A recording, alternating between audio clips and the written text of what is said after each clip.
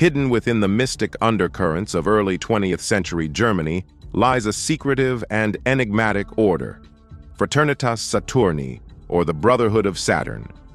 Unlike other Western occult organizations that veered toward Christian mysticism or Egyptian symbolism, Fraternitas Saturni carved a unique path, one forged through a complex blend of astrology, Saturnian symbolism, magical ritual, and Satanic esotericism. Established in 1926 in Berlin, it was one of the few occult groups to openly embrace both astrological science and Luciferian enlightenment, positioning itself as an initiatory order rooted in deep philosophical and mystical traditions. Its teachings went beyond mere ceremonial magic, touching upon the darker forces of the universe, particularly those associated with the planet Saturn, which it viewed not only as a celestial body, but as a metaphysical gateway to the ultimate truth and to the shadow. To understand the formation of the Fraternitas Saturni, one must trace its roots to the collapse of the Pansophic Lodge, Pansophische Loge, a Thelemic organization operating in Germany during the 1920s. The lodge itself was an offshoot of the international wave of esoteric revival, influenced heavily by Aleister Crowley and his Law of Thelema. Yet while Crowley's OTO, Ordo Templi Orientis, was gaining ground, internal disputes and diverging spiritual philosophies soon fractured the German occult scene. In 1926, during a visit by Crowley to Germany, the tensions within the Pansophic Lodge reached a breaking point. Some members accused Crowley of moral corruption and criticized his authoritarian style. Out of this schism, a faction led by Gregor A. Gregorius, the pseudonym of Eugen Grosche, decided to break away and form a new order, the Fraternitas Saturni. While it maintained some ceremonial elements from the Thelemic and Rosicrucian traditions, it quickly diverged into unique and often controversial territory. The group saw Saturn not merely as a planetary influence, but as a spiritual archetype, a dark guardian of cosmic wisdom, karmic justice, and ultimate transformation. In classical astrology, Saturn is the great malefic, associated with restriction, discipline, time, death, and karma. Where Jupiter expands, Saturn constricts. But for the Fraternitas Saturni, this planet took on a central metaphysical role. Saturn was seen not as a malevolent force, but as a divine initiator, a force that compels the soul to face suffering, mortality, and responsibility in order to ascend. To the brothers of Saturn, Saturnian energy symbolized the gateway to higher gnosis. Unlike the solar deities that offered clarity and abundance, Saturn represented the hidden, the occult, and the forbidden, the very boundaries of human consciousness. The initiate, through trials and tribulations, must confront Saturn as both cosmic tyrant and cosmic teacher. This perspective also invited an openness to Luciferian themes, as the group viewed Lucifer not as the Christian Satan, but as the bearer of light, a Promethean figure who defies divine authority to bring knowledge to mankind. In this framework, Lucifer and Saturn were not contradictory forces but complementary ones, agents of spiritual rebellion, illumination, and transcendence. The Fraternitas Saturni developed a highly structured system of initiation involving 33 degrees, each unlocking deeper access to its esoteric teachings. Members moved through these degrees via rituals, study, and personal transformation. While heavily influenced by Western ceremonial magic, the group emphasized astrology, tantric principles, sexual magic, and what it called Saturnian alchemy, a process of inner transmutation through the integration of light and darkness. Their approach incorporated aspects of the left-hand path, a term often misunderstood. For the Fraternitas Saturni, this didn't imply evil or moral deviance, but instead represented self-deification, personal freedom, and the quest for ultimate knowledge outside societal or religious norms. In contrast to the right-hand path, which typically involves surrender to divine will, The left-hand path in FS teachings emphasized self-responsibility, individuation, and confronting the shadow. Key elements of their doctrine included astrological cosmology.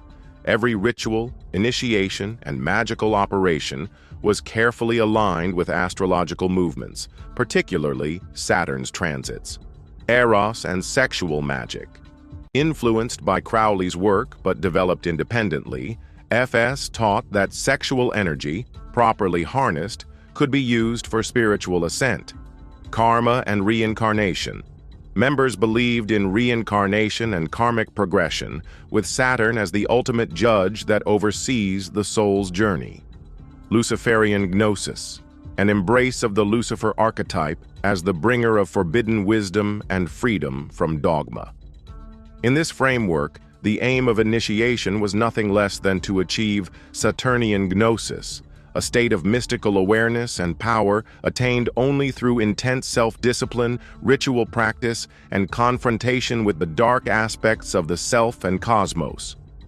The rituals of the Fraternitas Saturni were elaborate and steeped in astrological timing, occult symbolism, and personal secrecy. Members took sacred oaths, used complex sigils, and performed rites during Saturn-aligned dates. Unlike the theatrical rituals of other occult groups, FS ceremonies were often more psychologically intense and individualized, designed to guide initiates through inner initiations rather than external performances.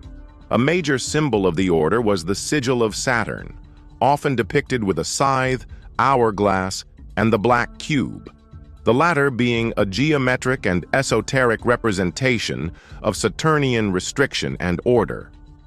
The number 3 and its multiples, particularly 33, were also sacred, representing stages of transformation and spiritual hierarchies. The order was structured hierarchically, with Gregorius serving as the Grand Master for many years. Leadership succession was based not on democratic vote, but on spiritual attainment and inner authority. Each degree came with its own teachings, passwords, rituals, and tests. Initiates were expected to study astrology, alchemy, psychology, Kabbalah, and the works of previous esoteric thinkers. As with many occult groups in Germany, the rise of the Third Reich brought about persecution and suppression. The Nazis banned esoteric orders, viewing them as subversive, suspicious, and ideologically incompatible with state doctrine. Many occultists, including members of the Fraternitas Saturni, were forced underground. Gregorius himself had to suspend the group's activities during World War II to avoid Gestapo attention. After the war, in the late 1940s and 1950s, the Fraternitas Saturni was revived, and its influence grew in esoteric circles, especially among post-war German and Austrian mystics. Gregorius resumed leadership and began publishing works, most notably the Saturn Gnosis periodicals, texts that revealed some of the order's philosophy and rituals while keeping the deeper teachings reserved for initiates. These publications, while coded and dense, offered rare insights into the inner workings of the order. They combined astrological charts with metaphysical discourses, reflections on karma, and meditations on Saturn's role in human destiny.